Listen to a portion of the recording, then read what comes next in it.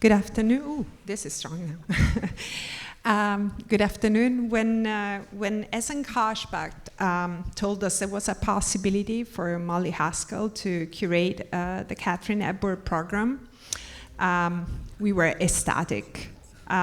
Any festival director would have been ecstatic, because Molly Haskell is, and this is no hyperbole, a legend in film criticism. She's been one of the essential voices of film criticism in the Western world for over half a century, and her articles and books have changed, I think, not only the way that audiences look at films, but also film critics write criticism and curators program films.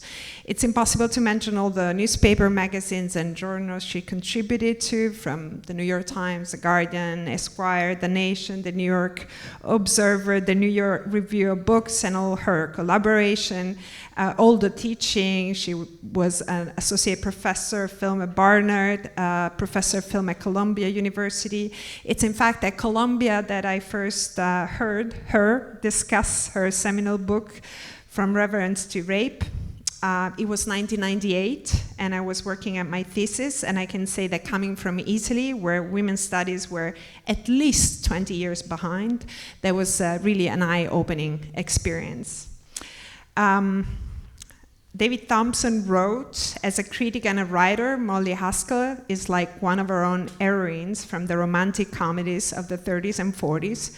Smart, funny, provocative, tender, independent, and dedicated to the hope that men and women off screen and on can find a decent way of acting naturally. So we're super happy today to have this conversation with her, and who better than Imogen Sara Smith to coordinate this conversation. As you probably all know, she's also a critic and a historian based in New York City. She's the author of 2 books, In Lonely Places, Film Noir Beyond the City, and Buster Keaton, The Persistence of Comedy, that I have on my desk permanently. And her work appeared in many film journals and magazines, Film Comments. She collaborates with Criterion extensively. So without much further ado, very welcome, and I hope you'll enjoy this talk. I know I will. Thank you so much.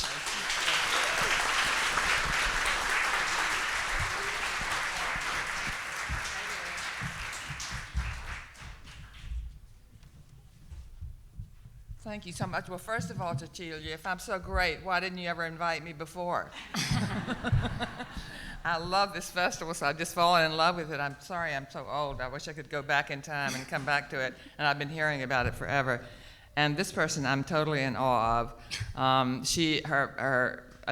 Her knowledge of film, her scholarship is vast. She's a wonderful writer. Her scholarship is vast. If there's a name I forget, anything I forget, I've got her here to supply. So,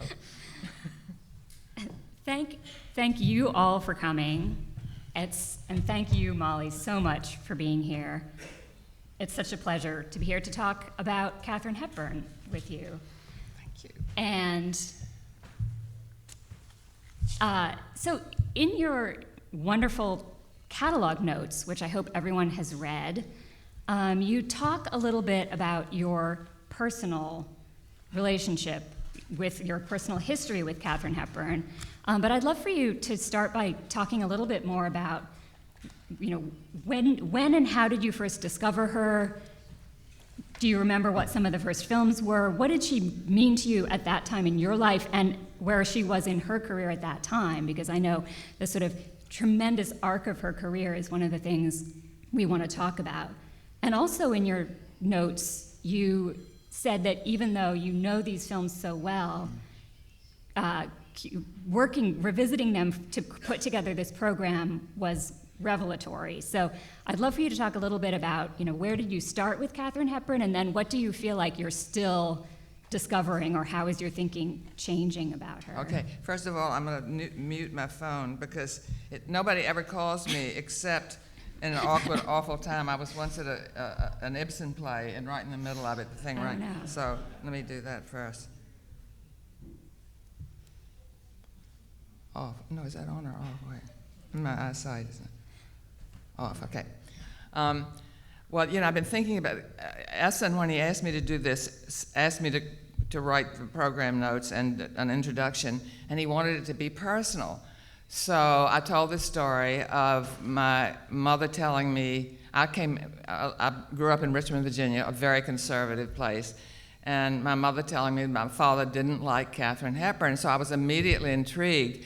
Now, this is spurious because there's no way I could have seen her great film. I was 10 in 1950. My idols were Margaret O'Brien and Elizabeth Taylor in National Velvet. I was in love with horses. So I think I probably saw the 50s films, Summertime and maybe An African Queen, but she was in my mind, and I think, and also there was none of the films were on television in the 50s and 60s. It was much later that started happening. Everything was theater. So I think it was probably when I came to New York in the 60s that I began to see them in revival, and I just fell in love with her. And I think it's interesting that I've sort of created this, I think we do this, I've created a little personal mythology in which she influenced me to become who I was, when in fact I've sort of retrofitted her into my early years, even though she wasn't there. So I did probably come to her later than that indicates, but I can't even remember which ones. I think Adam's Rib, because that's the most kind of overtly feminist, I think, and Pat and Mike. I didn't have both. I would have loved to have had both of those Spencer Tracy Hepburn movies, because they're fantastic, and I loved her as an athlete, and she does athletic things in a lot of the films. I love that she was an athlete. She had this androgynous quality. I was telling Imogen when we were talking that she was an understudy for Holiday, the play of Hope Williams, and she just was dazzled by the way Hope Williams played the part in Holiday and strode across the stage with this confident stride and had a short haircut, and she said, "Thus was the boy woman born." And that was the kind of what she was. That was you see this in all of her films, that's that kind of playing around with gender, and that was way ahead of its time. And it's one of the reasons I think, she was kind of box office poison on and off throughout her career. It kind of didn't bother her. This was the other thing about her. She bent Hollywood to her. They didn't bend her to them. There's a scene in Stage Door where Adolphe Menjou, this sort of philandering Svengali producer, tells her, "I can make your career, I can mold you." And she said, "Nobody's going to mold me." And that was Katharine Hepburn, nobody was going to mold her. Yeah, there's so many places I want to go with this, but so you just touched on this, the box office poison idea. I think it's about what? About the box office poison idea. I think she, by the end of her life, and really since then, she's been so kind of universally beloved and celebrated that it can be hard to remember how much she struggled, how much rejection and resistance she met in the theater, in her early career. She had this very immediate success in Hollywood, and then, but there was always a lot of resistance to her, and you come across all these, words in reviews, abrasive, grating, affected, snooty. There was always this these perceptions about her. So I wanted to talk a little bit about how she did overcome, because something I was thinking about, and we talked a little bit about this, is how many of her films seem to be not only about her, but about our response to her. And they actually kind of put those things that people disliked or distrusted about her up front and sort of push them at you, but then find ways to ultimately, make you come to, so you find this, I think, in Morning Glory, which was her first Oscar, where she's this very, pretentious kind of young actress who's trying really, really hard. And she runs roughshod over everybody. Alice Adams, where again she's the sort of desperate social climber. Stage Door is a perfect example of, an illustration of how different she was from the other actresses of that time, where you have all these kind of wisecracking working class actresses, and then she sort of comes swanning in as this upper class woman. Of course, probably the most famous and I think most problematic example of this is the Philadelphia story, in terms of this kind of needing to somehow sell her to audiences. But yeah, can you just talk a little bit more about how did she manage to both kind of personally overcome having to meet all this resistance, and how did she manage to ultimately kind of... Well, I'm going to address your first point. Your first point now, talking about the later films. And there's one reason I didn't include on Golden Pond, The Lion in Winter, Guess Who's Coming to Dinner, for all of which she won Academy Awards. The beloved film. I mean, it was like she was this kind of troublesome, lovable pet who'd suddenly gotten old and wasn't obstreperous anymore, so everybody could love her. You know, it was just, she's not a threat. She's not going to do anything that unsettles us. She's not going to challenge our beliefs. So by that time, she was a kind of legend, and she was accepted. But I think Stage Door is a great one, as you say, because it's almost explicitly, it's a boarding house of all these actresses, all these hard-bitten, wisecracking actresses like Ginger Rogers and Lucille Ball, and they're all sitting around wisecracking, and she walks in, and she says, she says she wants accommodations. Well, they were just snickering at even the word accommodation. I mean, she comes in with this kind of strange accent that she had, which was all her own. Nobody in New England speaks that way. It was a kind of Anglified New England Bryn Mawr, Katharine Hepburn.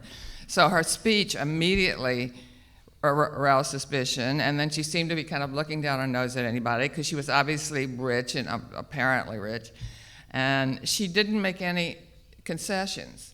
She just goes on and does it until she finds her own authenticity as an actress. And I was thinking about this in so many, like in Bringing Up Baby and the Screwball thing, how so many films, even the ones with great, important stars like Carole Lombard and Claudette Colbert, they have to learn a lesson in the end. They have to learn, and they come from wealth or privilege, and they have to learn about the little people. And Katharine Hepburn very rarely has that particular lesson. She almost never has to have. Maybe Philadelphia Story a little bit. And of course, Woman of the Year, she has to be. She's not humiliated, but she has to be humbled, and she has to learn how to make breakfast. Just make breakfast and make a mess of it. But I don't find that I think people when a lot of women in the 70s and feminists sort of resented that. She'd been brought low, but I just don't see that. I think it was sort of tacked on. You feel it a little bit tacked on, and she wanted it. And the other thing is, audiences really wanted. That was another thing where she was so gifted and smart. She was this in One of the Years she plays this globe-trotting reporter. And she goes everywhere. She meets with Churchill and all the world leaders. And Spencer Tracy is, of course, a sports reporter, and takes it. The one great scene where he takes her to a baseball scene, and she's got this big hat on, and all the guys are just behind her, angry. And so this is what made them such a great combination, because she said. Well, I'd like to talk a little bit about her stage career and get me back to the point in the end. But she did start as a stage actress, and she knew she had something. She knew she had some kind of electric quality. But she also learned very quickly, as she kept getting terminated in one play after another. She would get a role and then be dismissed, and she went through these kind of humiliations, and nothing. This is the other thing. Nothing stopped her. She couldn't be discouraged from being an actress, but she did realize she wasn't a stage actress. She wasn't somebody like Lorette Taylor who could sort of disappear into a part. Mm-hmm. And I think I want to talk later, but maybe a little bit about contrasting her with Meryl Streep. Mm-hmm. But anyway, so she realized that she was somebody different. And in Morning Glory, she is desperate to be an actress. Should I read Andrew's quote or not? Yeah, maybe later or what? I was going to bring that up. Yeah. So while we're talking about her both on stage and on screen, Let's talk a little bit about this kind of, and I think the other thing that was hard for audiences somewhat was that she does have this anti-naturalistic acting style. I mean, she is not somebody who Fitting disappears in. into the role, and Yeah. it's not, and it's you know, the voice, this self-invented voice and everything. It's a style that is all her own. And you had this wonderful quote from your late husband, Andrew Sara. So do you want to share that? Yeah, it's about Morning it's a Glory. wonderful but I'll say also that distillation of maybe her because of style. her stage career, I'm not quite sure why, but she was a star right from the first. I mean, she never played supporting roles. She never sort of worked her way up. The first film was Bill of Divorcement with John Barrymore, and directed by George Cukor. And then she did Morning Glory and Christopher Strong in 1933. And in Morning Glory, she is this aspiring actress who comes in, and she's so young and so beautiful and so abrasive, you know. I mean, she's just grabbing everybody and she's trampling roughshod. They're these sort of older actresses that have the parts, and they are all kind of complacent, and she just doesn't want to be what they are, and goes after the producer. But in the end, she has this kind of shrill speech about everybody's sort of trying to discourage her, and this comes up again and again. They're always saying, think twice, because you may do this and you'll fail, and then it'll be too late to get a husband. I mean, that was always the idea. Do you really want to do this? Do you really want career first? And I just want Andrew, as she says, my husband was a critic and film scholar, and I sort of wish I didn't see Morning Glory until I'd already made my film choice. I kind of wish I'd done it, and I didn't read this but about what Andrew wrote until later. He discovered her 30s and films late, and this is about Morning Glory, is infinitely better movie than Bill of Divorcement, with a self-mocking irony and delirious rapture that few actresses ever attempted, much less achieved. It is as fantastically original a creation as Garbo's Camille. He goes on to make a contrast with Garbo. I won't read all of that. Hepburn explodes the conventions with a Baroque hysteria. She is all the brashness of youth, uncorrupted by the whorishly ingratiating tricks of the grand dames of the theater. Take me as I am, rough edges and all, she seemed to say. And naturally, everyone said in response, learn to smooth out your rough edges. Make everyone love you, even when you play a hateful part. That is not me, dear audience. That is the part. No, that is not me, dear audience. That is the. He's saying this is what actresses. And when you think about it, it really is true a lot of the time. Then actresses are playing a lousy, unlikable part.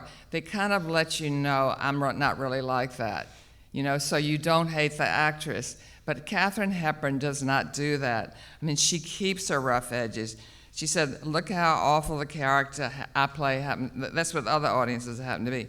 Hepburn's rough edges generated an emotional electricity on the screen during her RKO period, but an electricity that has been appreciated only recently for its transmission of deep feeling. This is the other thing. Even with the bravado, I'll back up a minute. In her stage career, when she was doing these plays, in fact, she was so often let go that her family started coming to the first night just to make sure and see her. She might disappear after that. But it was a play, I don't remember the title, that, what's his name, the producer, anyway. Who is it? Leland Hayward. He Leland saw Hayward. her in The Warrior's Husband. See what I said? See what I mean? Okay. But this was a play about which Dorothy Parker wrote the famous remark about Katharine Hepburn's performance. Was that another That was one? about the lake, Oh, which was sorry, her famous okay. disaster, and Yeah, then The Warrior's yeah. Husband was actually her sort of success in Oh, which good, yeah. Leland Hayward saw her. Okay, got it. Thank you. I knew that would happen. Good. About with Dorothy Parker wrote, she runs the gamut of emotion from A to B. And so that was the kind of thing that would stick with her. But, I mean, what she doesn't see, and maybe it wasn't apparent in the play, but is in most of her roles, that there is this insecurity, and you see this really in Morning Glory. You see that desperation and that insecurity and that appeal of her. Yeah. So I thought maybe we should talk a little bit about some of the directors, but particularly George Cukor. And you know what I would love to do? I was thinking about, there's this, as many of you probably know or don't know, it's the academic.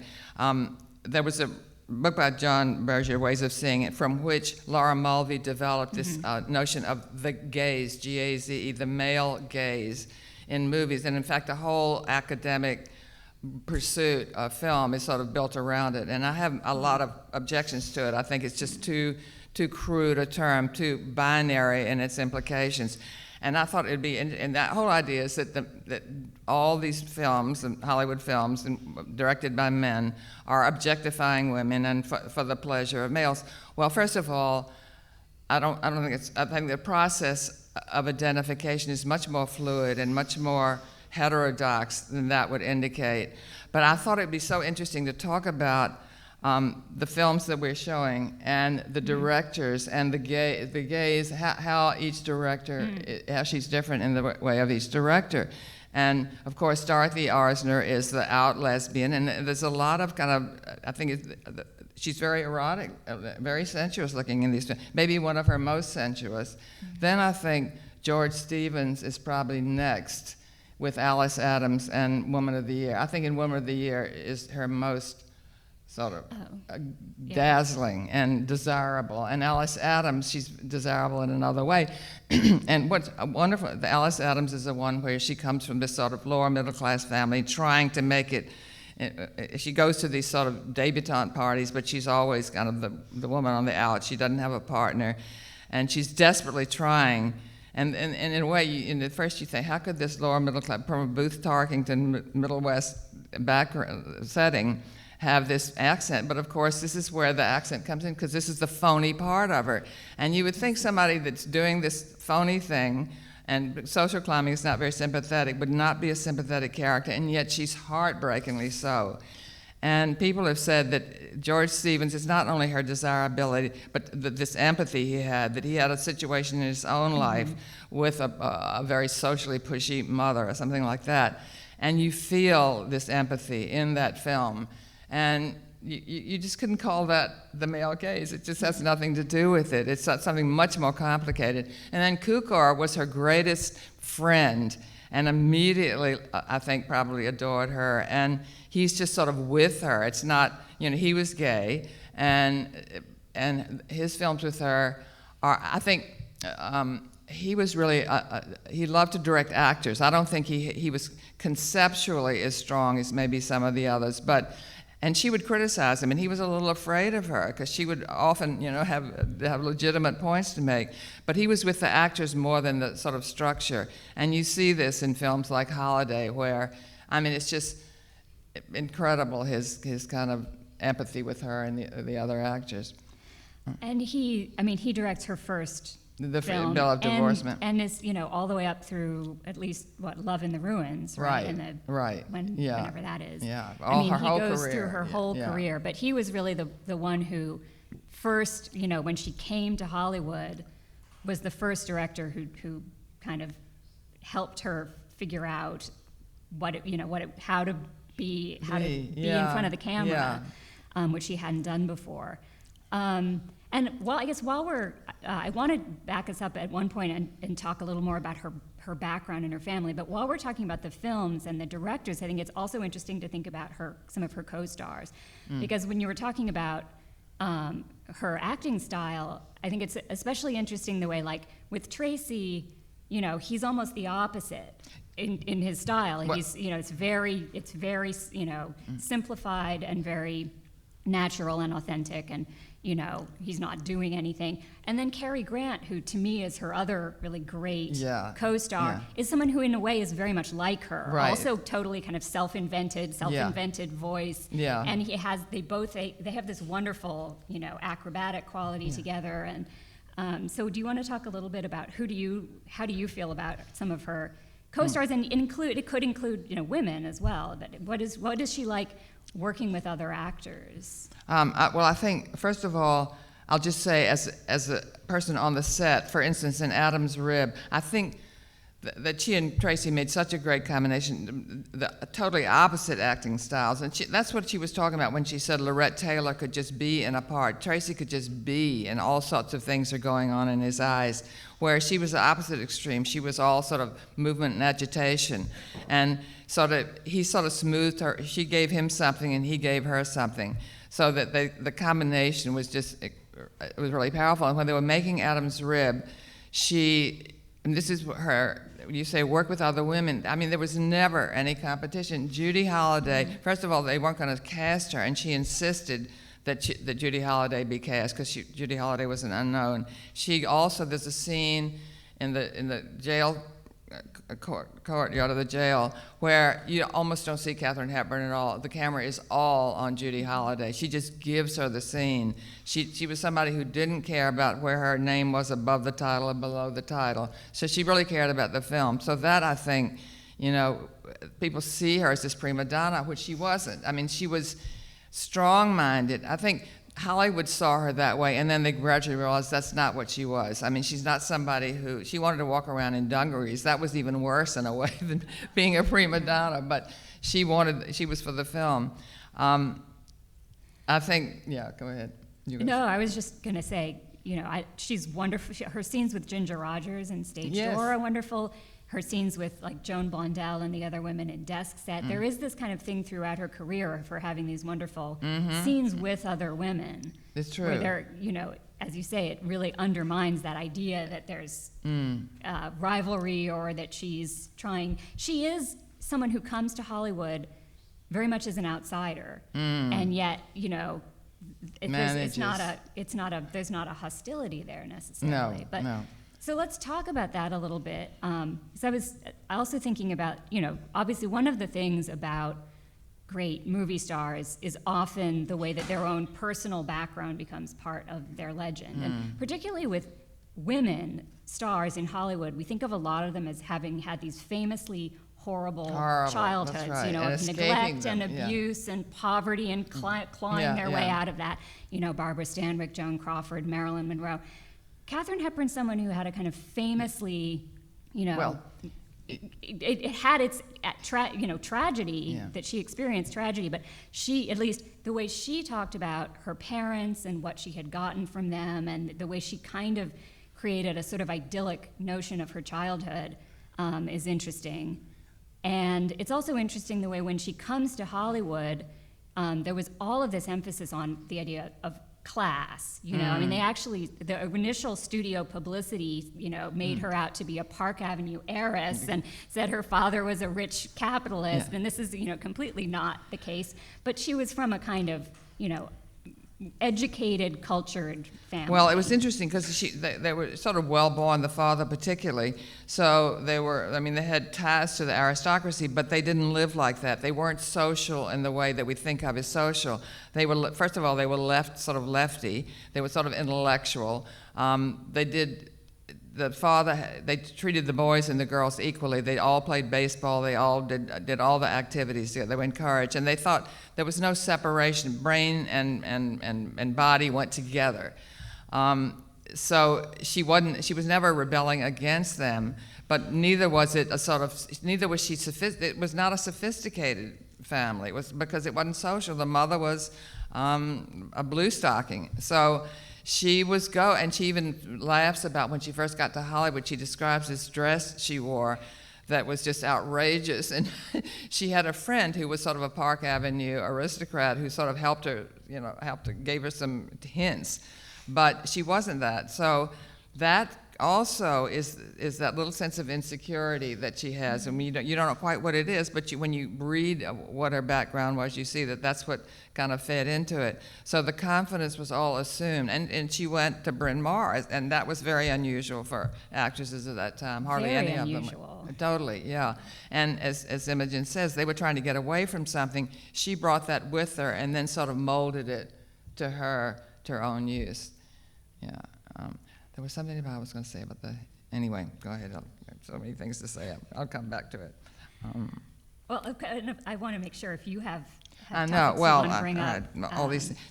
But we did say, I think she and Meryl Streep have won the most Academy Award, the same number of Academy Awards, and the most of anybody else. And Meryl Streep is her antithesis, because Meryl Streep, I mean, for Sophie's Choice, she has an accent. She does Margaret Thatcher. I mean, she gets out of herself into a role. She's always doing actorish things. I think she sort of got better in her career, but she was very much in very actressy. Whereas Hepburn was just the opposite. She always had, no matter what, like in Alice Adams, where she's lower middle class, she has the same sort of, whatever it is, New England accent that she's created. So that's the sense that, and it's sort of remarkable that she could have that same voice in so many distinct, different roles, and it sort of works. I mean, as I think we see today. So do you want to talk any more about any of the films that are in the program, or also films you left out, either why you chose to leave out certain major films, or anything? You already mentioned Morning Glory. Are there any others that you kind of wish you could have included? Well, one I included that was partly because Imogen asked me, suggested it, but also then I came to like it for a certain reason, is Death Set. I wanted to see her growing old and sort of compare her and even her contemporaries like Betty Davis and Joan Crawford, how they aged and still managed to have kind of vital, even romantic lives compared to, say, actresses today, and how much more craven to the gaze, in a way, are the contemporary actresses. Like, I was just thinking about Demi Moore in The Substance and Nicole Kidman in Baby Girl, and having to be sexually attractive. I mean, in The Substance, the whole, it's a sort of sci-fi thing in which, directed by a woman, by the way, which Demi Moore, who's now, I think, playing 50, what does she do to stay in Hollywood? Hollywood is so narrow-minded about women and aging. So she has this wish that she can be a better person. So what does a better person mean? It doesn't mean smarter or nicer or kinder or more interested in the world. It means younger and prettier. You know, that's a better person. And I think you feel that, I think you feel a kind of desperation to stay young, much more than you do with these earlier actresses. And in Death Set, Katharine Hepburn has a lot. She is not young by any means. About 50. Yeah, and she doesn't play. And 50, and you would think in those days was sort of the end. And yet, I mean, a part of it's because of Tracy, but she has it a little bit with Rossano Brazzi in Summertime. It's completely here she's the spinster. She doesn't kind of pretend. It kind of became her type, the spinster who finds love. The spinster who finds love. Well, you know, and Betty Davis, I mean, that was, they were sexy spinsters in a way. You know, that was one of the Now that's a good series title. And Joan Crawford, you know, she was also had Late Life Love. But no, I wanted to use that. I did not include, I'm really glad I chose the three. I mean, I said this in my introduction to the Dorothy Arzner. That film and the Howard Hawks film, Bringing Up Baby, and Sylvia Scarlett. I think all have this kind of sexual ambiguity of the characters they were all failures. And they're now all films that are regarded completely differently. They seem so modern now because they're playing around with gender. They have this sort of non-binary quality that I think unsettled audiences at the time and now resonates. But I think this was astonishing that they could even get away with this kind of, I mean, in Sylvia Scarlett, that's become a sort of a staple of queer studies now because of the changing roles. And this is where Cary Grant and Hepburn were so good with each other because they could play, I mean, especially in Bringing Up Baby, you really have sort of gender crossover there explicitly. And Hawks is sort of has a little perversity that way too. So these are the films, I think, that look so modern today and didn't. It was sort of perplexed people at the time. But speaking of seeming modern, I mean, we should maybe mention that Desk Set, which is showing later this week, is one of the first films about the sort of fear of people's jobs being taken away yeah. by artificial intelligence. Yeah. So it's a workplace film. Now, as I well. was going to, yeah, it's one of, I'm going to say this in my introduction, but there was a sort of workplace movies coming around now, The Best of Everything. What was the other one? I've got it written down somewhere. Anyway, there were a whole bunch of it, and women had office jobs. This appeals to me, that's it, because number one, it takes place in 1957 in New York. This computer, Emirac computer, of which Spencer Tracy is sort of the parent and the engineer, is being installed in this place, and Katharine Hepburn is the head of the information department, where they fear they're going to be replaced because Katharine Hepburn knows everything, and the other girls have to sort of look things up, but she knows everything off the top of her head. So it's about the replacement. It was also, I would be coming to New York in 1962. I would get a job. They didn't have writing jobs. Women couldn't get writing jobs at Time, Newsweek, and all these places. That all men. You could only get sort of crummy kind of clerical job. So I got a job in PR at a computer company called Univac. And wow. Univac was the sort of poor competitor to IBM. And my writing job was writing press releases. So this movie, and Imogen was a librarian, so the movie resonates for her in different ways too. But yeah, it was, it really is that fear that has come around of being replaced, and it's sort of like an early version of Hal, you know. Yeah, but it is also interestingly a film about this, you know, woman who is just extraordinarily smart, yeah. And you know, Spencer Tracy comes in and is not at all put off by that. Right. He's not intimidated, or you know, and she's not. There's not this sense that she needs to somehow be.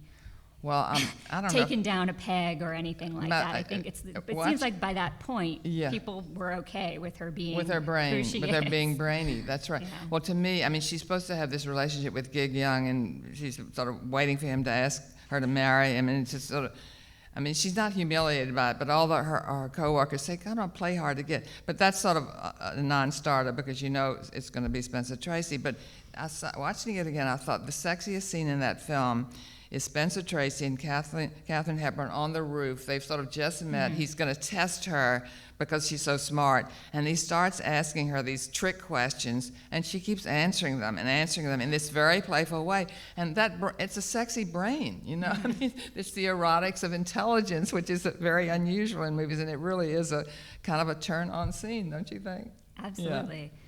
Yeah. So we have just a few more minutes before we're going to open it up for questions from the audience. So I guess, I mean, did you want to talk at all about, you know, sort of her writings? Another thing she did late in life was wrote several memoirs, and so she very much became the kind of keeper of her own legend. And there's a kind of interesting way in which she managed to kind of project the idea of being somebody who was just who she was and absolutely natural, but was very, very savvy about the way she kind of played to the press and the way that she controlled her own image. Absolutely, and yeah. I know you said you'd been listening to... well, listen to Me, the autobiography, the sort of charmingly titled Me, but she says right at the beginning, I was a show-off, you know. She says that right up front. I was a show-off, I wanted to be a star. And she goes on to describe, in fairly, I think, honest and embarrassing details her experience in the theater. She gets a little more circumspect when it comes to Hollywood. I mean, she talks about Spencer Tracy a lot, but she doesn't really discuss the relationship. One of the interesting things, and I'm not even sure why this is, but she talks about Summertime, and she never mentions the incident where she goes into the canal from which she got an eye infection that lasted her whole life. And she doesn't mention, maybe because she got to be friends with David Lean or something, she didn't want to sort of cast aspersions on him as a director. But it's a combination of honesty and disingenuousness, which is what she is. Yeah, absolutely. Yeah. Yeah, I mean, I think something else, so I'm just thinking about, you know, why does she still matter, or what do we want to what closing thoughts do we want to share? But something else that I know I said to you was, when I was thinking about how different she was from the actresses who were her peers, and this kind of goes back to Stage Door, but when you think about the great women actresses of the 1930s, whom I know you love and I love, and we all love, they tend to have this quality of being, kind of very wised up and often kind of cynical. And I was struck by the fact that Katharine Hepburn is never, ever cynical. Like, that's one of the things she never does, maybe could not do. She is always the idealist. She always has that kind of like Joan of Arc. I thought it was a really quality. striking observation of yours. And I said, well, she never does noir. And all the others you saw. Oh, one thing I was going to say, others do noir. I hadn't seen, you mentioned Undercurrent, a Vincent Minnelli film, and I hadn't seen it. And so I watched it. And what's fascinating is the first fourth of the film, she's this tomboyish daughter of Edmund Gwenn, a lot of her films feature father-daughter relationships, but we don't have time to get into that. But that's kind of an interesting theme. So Edmund Gwenn, and she's just resisting marriage and having a great time. She doesn't want to change her life. And it's very Katharine Hepburn. Then all of a sudden, Robert Taylor comes into the picture. And in this very weird way, they get married all of a hurry. It's almost like a fantasy thing. I mean, she's all of a sudden married to him. And then it's this woman in jeopardy story that anybody could play. It's not Katharine Hepburn at all. I mean, it could be, it's like Gaslight or Sudden Fear, the murderous husband. And you'd realize when you see her in this, how distinctive she is in the films that are true to her, and how she makes them distinctive. There's nothing she can do with his part to make it hers. And it's really interesting.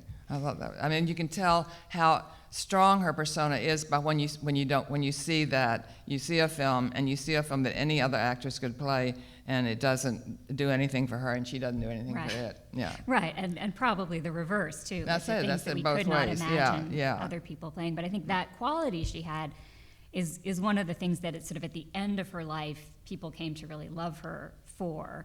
Well, time sort of caught up with it. This kind of indomitable. I think so. Optimism she had. Yeah, and they could also see the vulnerability beneath it. They could see that it wasn't all just super confidence. I mean, it's that playoff, but it's not. It's something you see gradually. I think we just came to. She made us appreciate her. Everything was sort of on her terms, and now we accept her terms, and we sort of love them. I guess most of us do, maybe not everybody. Yeah. So I think that's a good place for us to wrap up, unless there's anything. Yeah, fine. So we can take questions from the audience. I don't know if so, do we call on people, or there's a mic, so I guess please wait for the mic. And if there's any that are in Italian, I will use this and I'll relay it to you. Oh, okay. So this will be a translation. Oh, good. Okay. You want me to stand? I'm not sure how to do this. But yes. Hi. He asked me to stand. First of all, Molly Haskell, wow, I'm so starstruck. Okay. Please. So, thank you for everything. I've been reading your seminal work from Reverence Rape again, because I'm doing a study on Greek cinema and the representation of rape. So, my heart is beating faster since you're here, so please excuse me. I was thinking, I don't have a question. I do have a question, actually. When you talk about box office poison, I was reminded of how the decades after Hepburn's career, we have had so many other women, like Deborah Winger disappeared because she was difficult. We call them difficult today. Holly Hunter, difficult. Television actresses like Katharine Hagel from Grey's Anatomy, difficult. The recently passed Shannon Doherty from Beverly Hills, difficult. And I think that we still celebrate Katharine Hepburn because of what you said that Andrew Saris wrote, "Take me as I am." She made us take her The as rough she edges were. and all. Yeah, and I don't know what's happening with the other actresses, and I don't know if you, and Imogen, of course, you have been seeing all these things happening, and why is this still happening? Why are women still... Well, I think we've always had a double standard, so that women are always going to get crucified for being difficult, whereas men, if they do it, they're just brilliant and talented, So there's always a double standard, but I really think it's worse today. Well, for one thing, the studios protected women. You know, I mean, they weren't going to, if they did box. They had an investment. They had an investment, so they were protected. So men and women were difficult, but they stayed within. I mean, the one time Hepburn took a huge risk was during HUAC hearings.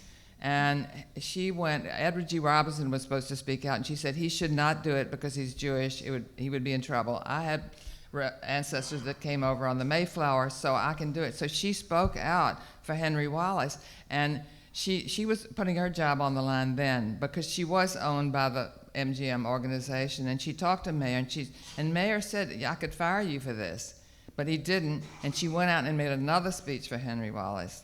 So, you know, I mean, that was kind of incredible, but I just think in a strange way, there's less leeway for, I mean, like those films I was talking about, there's this kind of desperation there in women that they have to be sexually viable forever. I mean, you know, whereas Katharine Hepburn, she looks, of course, she was lucky that she had this great bone structure and everything, but still, she played her age, and yet she was still viable. I mean, she could get a man if she wanted it, and sometimes she didn't, so that was okay too, you know.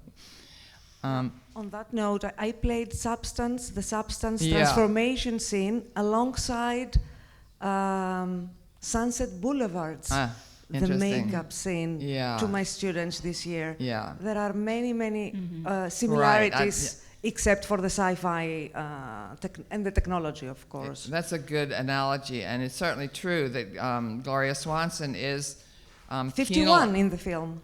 51 she was. I know. And so, Yeah, but I mean, I agree with you that I actually think it's gotten worse. And in a way, Sunset Boulevard, I mean, which is such a great film, but it's kind of created this legend that as soon as actresses were, you know, over 40, they were, you know, completely considered old hags and whatever. And actually, if you look at Bette Davis, you know, Crawford, Barbara Stanwyck, Katharine Hepburn, you know, most of all, maybe.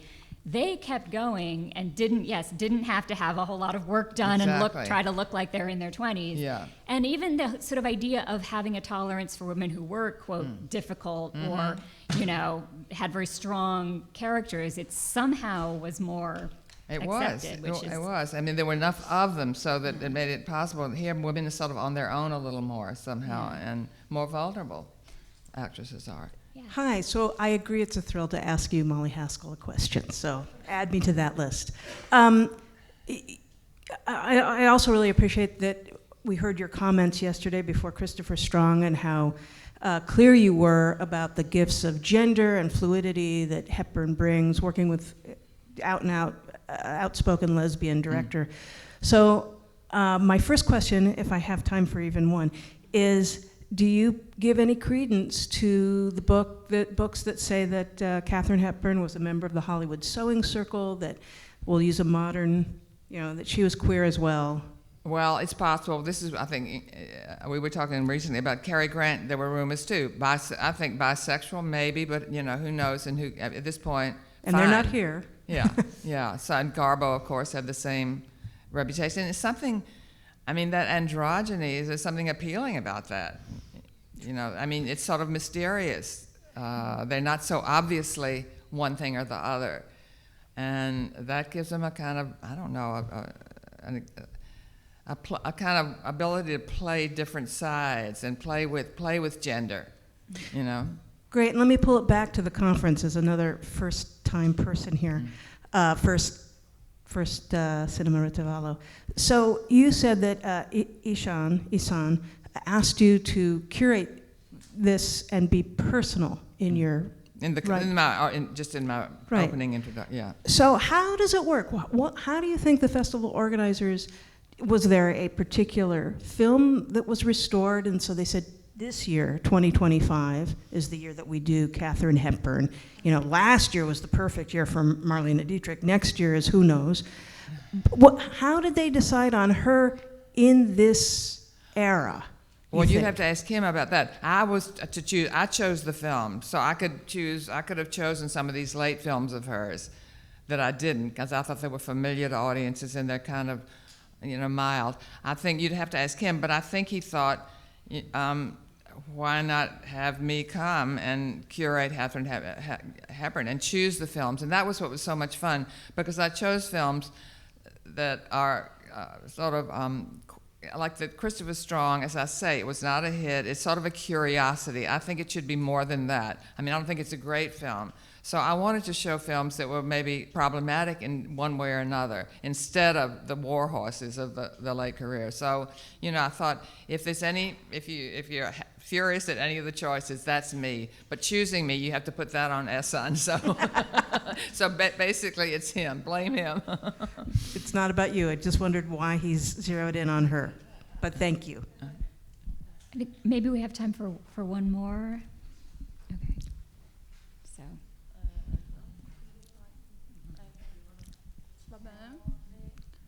Hi. So in 2001, I think there was a play called Tea at 5, and I'm wondering if you saw that or if you know about it, with Kate Mulgrew in it. And I was wondering if how much that play was succeeded in representing Katharine Hepburn. It was a one-woman play, and it went from like her youth to her aging self. Well, So I was wondering if you know about it. No, I wish I had. Well, who was that? Who played it? Kate Mulgrew first, right. and then I think Faye Dunaway. Did you see it? No, I didn't for obvious reasons, but because I'm Italian and too young. But I listened. Yeah, true. I wish I listened to the official recording though. Yeah. Yeah, I think I it don't got know. mixed reviews. I would be skeptical, because one genre that I just mostly can't look at is when contemporary actresses play older actresses, whether it's Joan Crawford or whoever. Those people are so vivid to me. I don't somehow want to see them through somebody else's eyes and movement. So, I mean, I'm a little prejudiced that way, I think. But it would be interesting to know. But I did not see that. Yeah. Okay, so we need to wrap up because there's going to be another film in here, but this was such a pleasure. Thank you. Thank you so much. And of course, you know, Molly will be introducing more films throughout the week. There are a lot of great things coming up. So thank you, Thank you. Molly. Well, thank you all. Thank you.